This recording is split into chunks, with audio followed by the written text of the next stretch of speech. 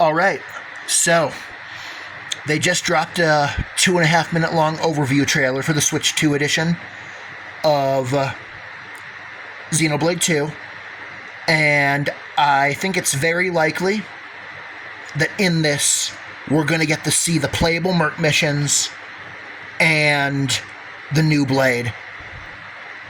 So let's watch it, form some opinions, all that. And also, the thumbnail was just the normal Xenoblade 2 art, so no spoilers there.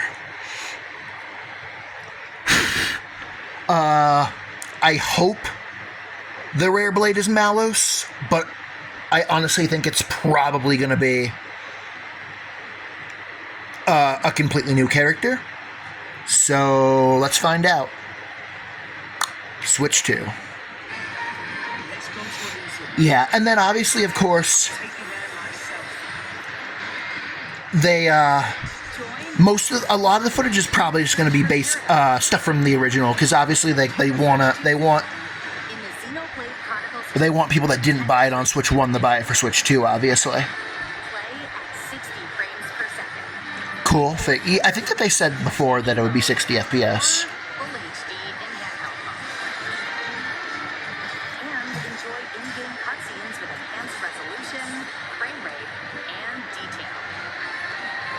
Yeah, it definitely... Oh, that's right! Wow. That's right. I completely forgot. They said they were going to get new outfits, but I forgot about it. Let's take another look. Interesting. So, like, honestly, the Pyra outfit does kind of look like her initial concept art, but just still with short hair. However, the Mithra... Not really. It's also interesting because it's kind of an inverse, because at least in this art,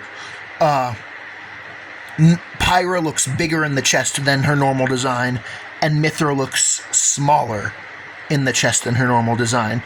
Honestly, I feel like that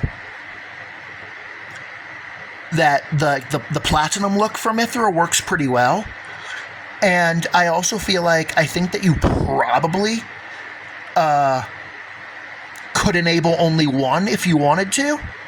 So, like, theoretically, you could be like, oh, yeah, you could be like, let's keep Mithra at base, but let's put Pyra in this, and then be like, oh, they're both in, like, titties out mode. Okay. Oh, damn.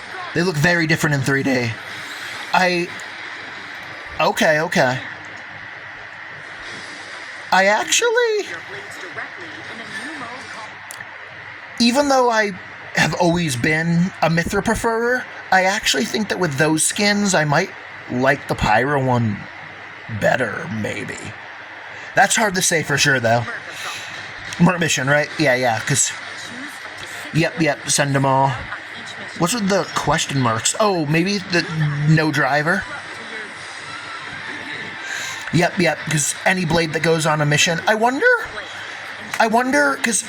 Currently in Xenoblade 2, story blades like Pyra and Mithra can only go on Merc missions in New Game Plus, but because you're playing it, I wonder, you might be able to send story blades on the Merc missions, not in New Game Plus. Now, that's possible. Oh, that's interesting. It looks like that there's 1 HP bar for the entire team, rather than, like, individual character health.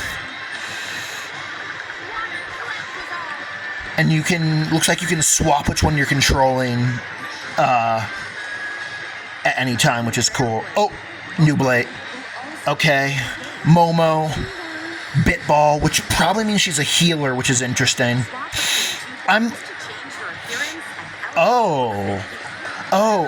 Okay, couple things. One, I didn't predict what weapon they would be. However, because of the fact that, like, the best blade in the game, there's Fiora, and Corvin is also really good, and obviously, like, Mithra and some of the other story. The fact that one of the best blades in the entire game, Crossette, is a Bitball, makes me surprised that the new one is another Bitball. Now, it is also true that technically the Switch 2 edition does not come with the expansion pass or Torna. So I guess, meaning that there's going to be people theoretically that like play through the Switch 2 edition and have Momo that don't have Crossette. So maybe that's why. But I still was absolutely not expecting a Bitball. Like, that would have been my last guess in terms of what type of weapon they used. However, I am not at all surprised that it's a girl. And switching between light and dark is also very interesting. Just because that obviously means that, like, that's one blade that takes one of your 3 slots that can do light or dark. Which is funny, because that almost makes me feel like that the best strat would be to have her not be on Rex, because then that way Rex can do fire and light with Pyramithra, and then the other person has light dark through Momo, I think is what her name was, and then that would leave you with 4 other slots on those 2 characters. So then that way it would be like, now because of the fact that Mithra and Momo both have light, that would still only be 7 elements across your 6 slots, but also because of the fact that, like, light is a combo, it's totally fine to have 2 lights. And just like how it's also, because of what the blade combos are, you're also sitting pretty if you have, like, 2 fires, which is why a lot of the time, like, using, like, both Pyra and Bridget can be pretty effective if you'd rather have the dodge tank than the fucking, than Tora. So, yeah, and then obviously it comes out, it's still the 23rd, I think. I mean, yes, but just barely. So yeah, it comes out in, like, a week.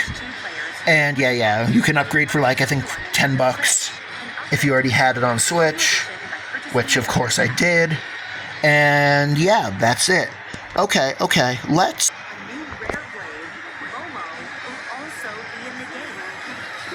Okay, they didn't... Yeah, swap between 2 forms. Hold on, let's look at UI and see. Now, honestly, it might be like swapping between Pyra and Mithra, where, like, it might literally be if Momo is out and you hit her button on the D-pad, it might just swap her element like that on the fly. And if that is the case, that's really broken. But I'm not seeing any sort of prompt or UI thing about... Oh, yeah. I think it is like Pyramithra, where just, like, if she's your active blade, hitting the button that swaps to her causes the elemental swap, I think. So that's definitely good. I mean, and it's also interesting because I would assume that it's probably something where, like, somewhere in the general vicinity of Argentum or Torrigoth, you either talk to an NPC that gives you a core crystal that's always her, or you just, like, encounter her randomly somehow. Like, not randomly, or maybe, like, there's, like, a side quest where you, like, have to, like, kill her previous driver or something. But, like, my point is, they didn't specify either way, but I think it's likely that she isn't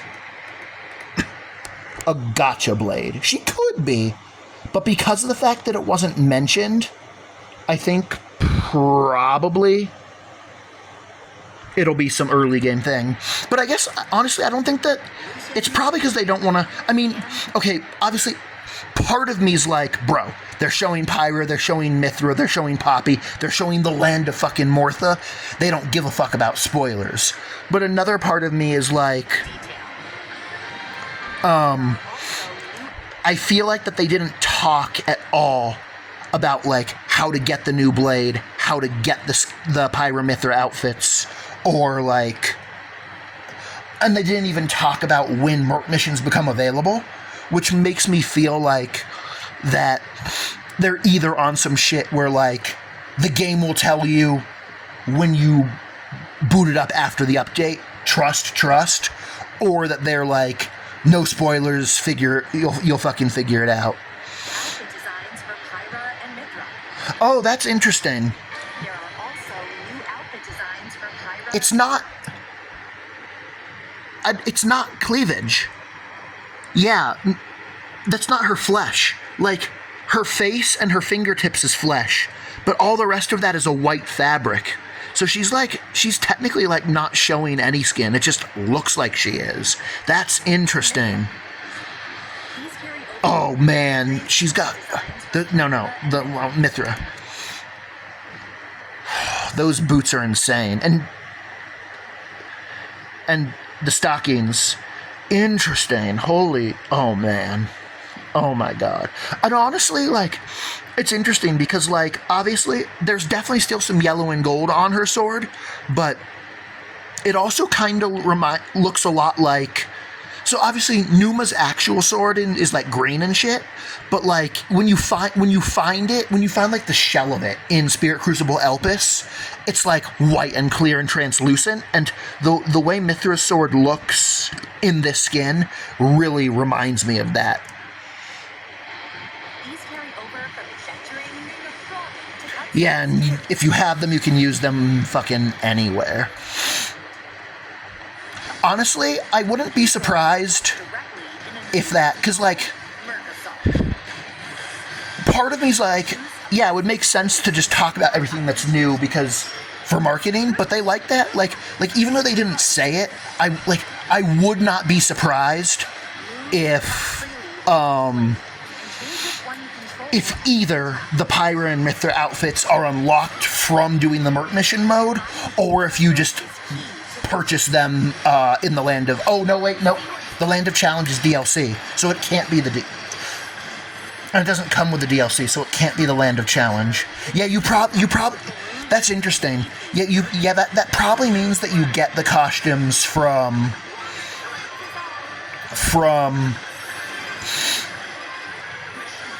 the fucking mercenary mode. What's also interesting about that, though, is that in Xenoblade 2, every costume is technically like an Ox Core slot for the blade, and they all have in-battle effects. And like, even the Smash Bros outfit for Mithra, right? Like, it was free for all players, and it wasn't part of the DLC, and you get it in Argentum. But, like, technically, it also increases her crit rate by 25%. And because of the way it, like, works, like, there are blades that are not Mithra that will get more crit from it than Mithra will. Just because of the way, like, crits compound with each other. I'm kind of going on a tangent. I know that we'll all know, quote-unquote, everything in about a week. Well, in a week plus however long it takes to play the new content, right? But yeah, the new costumes are probably going to come from this mode, and they'll probably be Ox Cores that have a stat modification. Man, just the fact that you can just play as any blade is crazy. Yeah, this is a good trailer. I like what we saw, and I'm definitely looking forward to when this drops in like 6.5 days. And yeah, until then, peace.